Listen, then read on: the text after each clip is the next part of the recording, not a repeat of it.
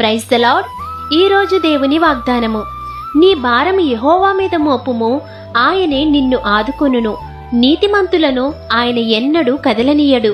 కీర్తనల గ్రంథము 55వ అధ్యాయము 22వ వచనం.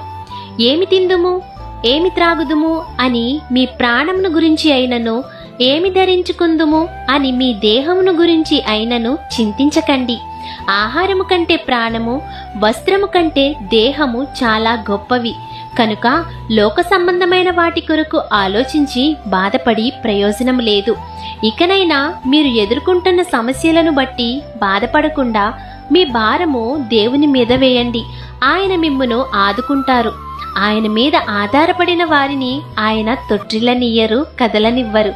కాబట్టి మీ భారము యెహోవా మీద వేసి మీరు నిశ్చింతగా ఉండాలని ఆశిస్తూ ఈ దిన వాగ్దానం మీ జీవితంలో నెరవేరాలని కోరుకుంటూ దేవుని సువార్త పరిచర్యలో మీ సహోదరి. ఆమేన్. God bless you.